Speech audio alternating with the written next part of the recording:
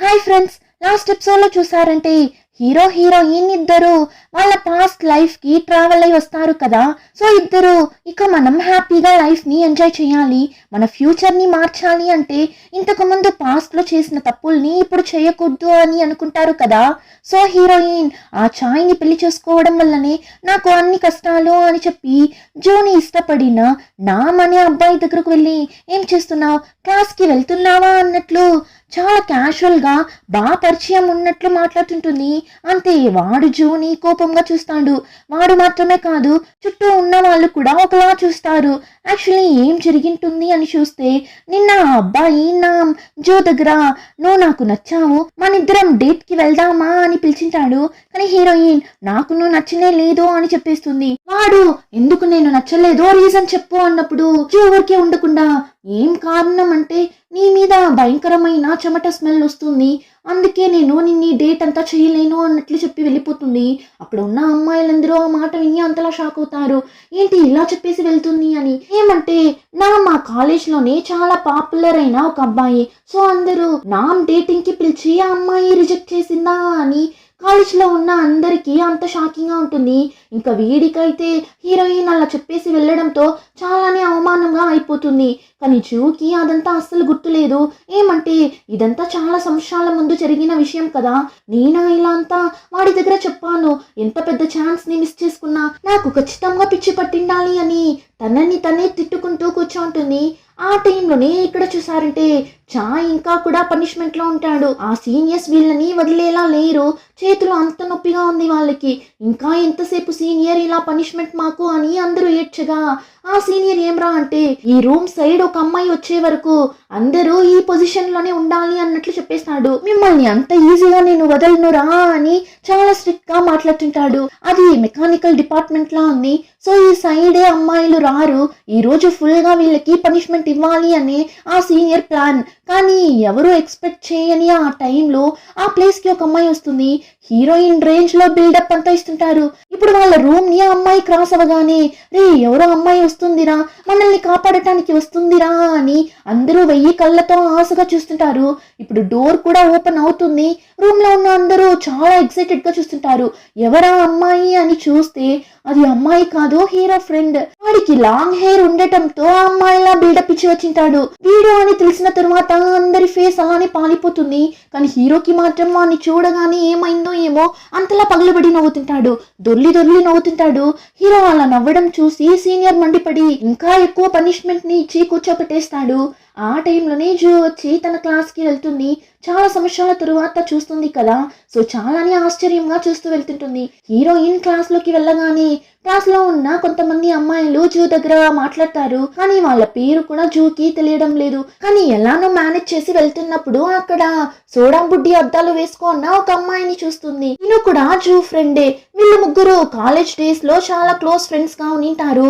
కానీ అద్దాలు వేసుకున్న అమ్మాయి ఉంది కదా, తనకి ఏం ప్రాబ్లం వచ్చిందో ఏమో సగంలోనే కాలేజ్ ని మానేసి వెళ్ళిపోయి ఉంటుంది. ఆ తరువాత ఆ అమ్మాయితో కాంటాక్టే ఉండిండదు. సో ఇప్పుడు హీరోయిన్ ఆ అమ్మాయిని చూడగానే చాలా ఎక్సైట్ అవుతుంది. నేను చూసి ఎన్ని ఇయర్స్ అవుతుంది, ఎలా ఉన్నావు అని జో ఒక ఎక్సైట్మెంట్ లో మాట్లాడగా అద్దాలమ్మాయి ఏమే మాట్లాడుతున్నావు, నిన్న కూడా చూసుకున్నాం కదా అని అడగ్గా పక్కన కూర్చోన్న ఏలంని చూసారంటే జూకి పిచ్చి పట్టిందనుకుంటా, పొద్దున్నుంచి ఇలానే మాట్లాడుతూ తిరుగుతుంది అని. వీళ్ళు మాట్లాడుతూ ఉన్నప్పుడు క్లాస్ స్టార్ట్ అయిపోతుంది. ఈ రోజు ఒక ముఖ్యమైన సెమినార్ ఉంటుంది. టీమ్ గా ప్రిపేర్ అయి వచ్చింటారు. సో అందరూ వెళ్ళి చెప్పేసి వస్తారు. ఇంకా చివరగా హీరోయిన్ టీమే చెప్పాలి. ఇప్పుడు హీరోయిన్ ఫ్రెండ్స్ జూ దగ్గర ఏం చూస్తున్నావు, నువ్వే కదా మన టీం కి హెడ్, వెళ్ళి మాట్లాడు అని చెప్పగా జూ బెదిరిపోతుంది. ఏంటి నేను వెళ్ళి మాట్లాడాలా అని వెళ్ళి అందరు ముందు నిలబడి దిక్కులు చూస్తుంటుంది. బాగా ప్రిపేర్ అయి వెళ్ళి క్లాస్ ముందు నిలబడితేనే ఏం రాదు, ఇందులో ఏమని కూడా తెలియకుండా వెళ్తే ఇంకేముంది చెప్పడానికి. అలానే బిత్తర ముఖం పెట్టి నిలబడగా అంతే ముగ్గురిని ఫెయిల్ చేసేస్తారు. ఇంకో పక్క ఇక్కడ హీరో ఫ్రెండ్ హీరో మీద చాలా కోపంగా ఉంటాడు. ఏమంటే హీరో చేసిన పని వల్లనే కదా వీళ్ళకి ఆ పనిష్మెంట్ వల్ల పాపం హీరో ఫ్రెండ్ కి చెయ్యి అంత పెయిన్ గా ఉంది, వాడి వల్ల చెయ్యి ఎత్తడానికి కూడా కావడం లేదు.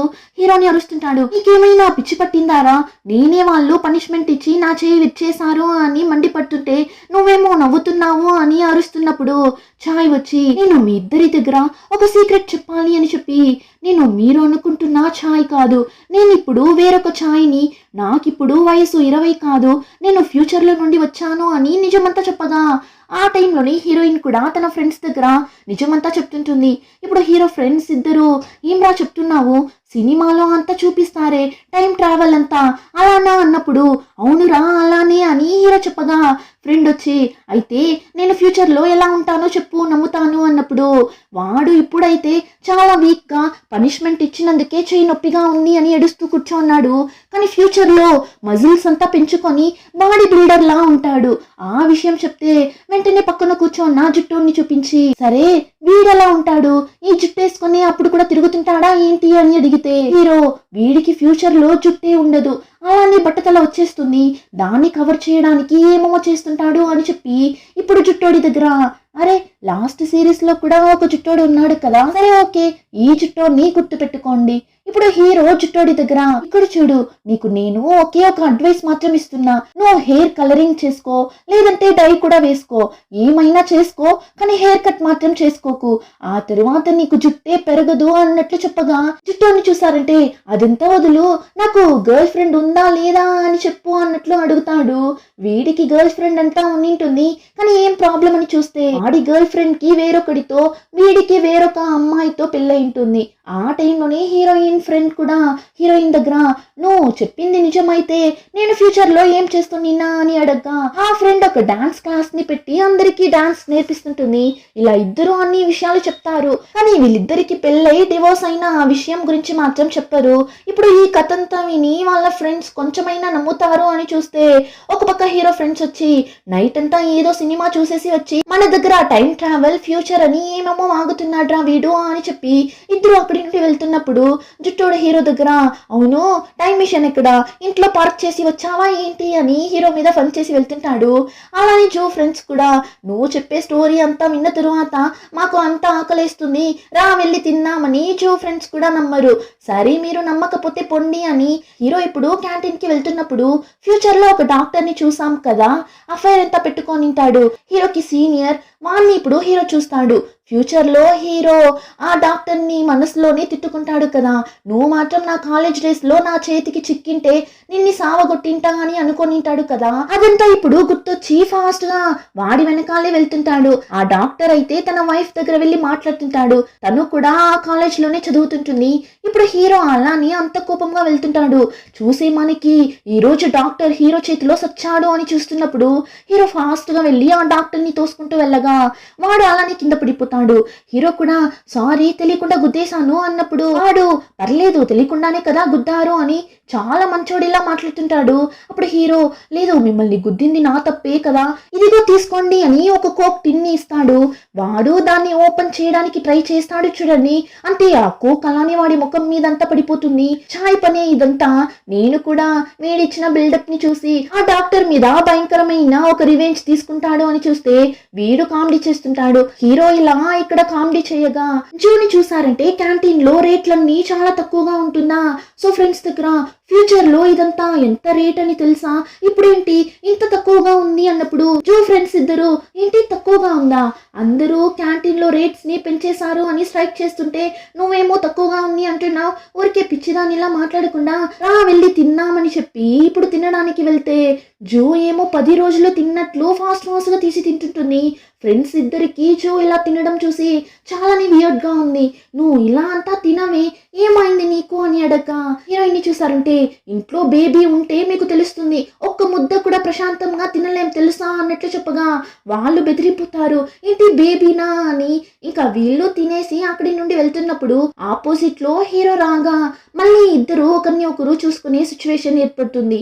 ఇద్దరు అలానే ముఖం తిప్పుకొని వెళ్ళిపోతారు. చా మళ్ళీ వీడి ముఖాన్ని చూసానా అని హీరోయిన్, చా ఇంక తరువాత తనని చూడనైనా చూడకూడదు అని వీడు, కానీ కాసేపు తరువాత చూస్తే ఎవరి ముఖం చూడకూడదు అని ఇద్దరు అనుకున్నారు. ఇప్పుడు ఇప్పుడు ఇద్దరు ఒకరిని ఒకరు చూస్తూ కూర్చుంటారు. ఏమని చూస్తే ఈ ఫ్రెషర్స్ అందరూ కలిసి బాయ్స్ గర్ల్స్ కి ఒక మీటింగ్ లా అరేంజ్ చేసింటారు. యాక్చువల్లీ పాస్ట్ లో ఇలానే ఇద్దరు ఫస్ట్ టైం డైరెక్ట్ గా చూసుకొని ఉంటారు. ఆ తర్వాతనే లవ్ పెళ్లి అని అంతా జరిగింటుంది. వాడు ఈ రోజేనా నేను ఈ జూని ఫస్ట్ టైం చూసిన రోజు అని చూస్తుంటాడు. ఇంకా జుట్టోడైతే వాళ్ళ ఫ్రెండ్స్ దగ్గర, రే ఎవరా ఈ ఆటం బాంబ్ ని ఇక్కడికి పిలుచుకుని వచ్చింది, మీకు వేరే అమ్మాయి దొరకలేదారా అని ఆ అమ్మాయి మీద ఫన్ చేస్తుంటాడు. ఆ టైంలోనే అమ్మాయిలు కూడా, ఏంటే వాళ్ళ జుట్టు అలా ఉంది, ట్రాఫిక్ సిగ్నల్ లాగా రెడ్ గ్రీన్ ఎల్లో అని, అందులోనూ ఆ జుట్టుని చూడండి ఎంత కామెడీగా ఉన్నాడు అని అమ్మాయిలు కూడా వాళ్ళ మీద ఫన్ చేస్తుంటారు.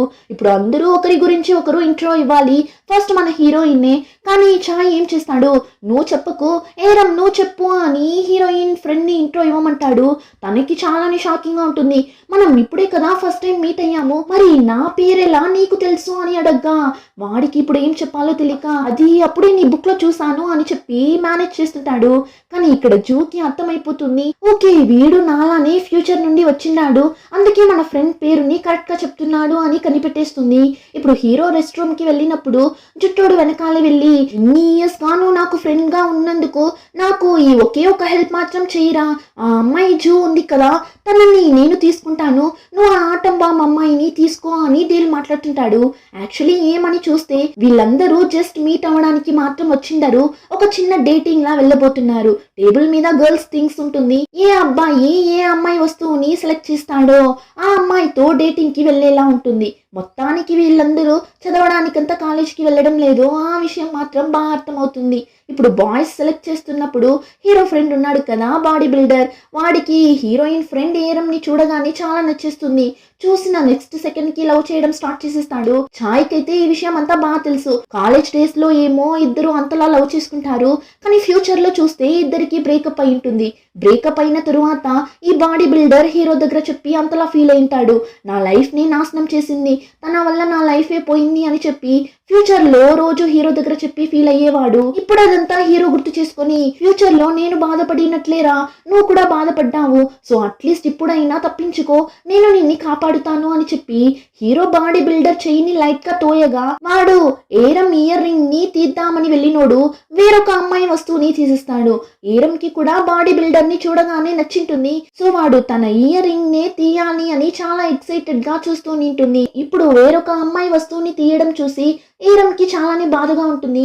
ఇక్కడ బాడీ బిల్డర్ అయితే, లేదు లేదు నేను ఏరం రింగ్ నే చూస్ చేశాను, చెయ్యి స్లిప్ అయ్యి దాన్ని తీసేసాను అన్నప్పుడు చాయ్ వాడి దగ్గరకు వెళ్ళి, రే నీకు ఆ అమ్మాయి వద్దురా, ఆ తర్వాత నువ్వు ఫ్యూచర్ లో చాలానే కష్టపడతావు అన్నట్లు చెప్తే, పర్లేదు నేను చనిపోయినా పర్లేదు నాకు ఆ అమ్మాయి కావాలి అన్నప్పుడు చాయ్ని చూసారంటే, సరే ఓకే నీ ఇష్టం, నీ తలరాతని ఎవరు మార్చలేరు, ఎలానో వెళ్ళి చావు అని చాయ్ సైలెంట్ అయిపోతాడు.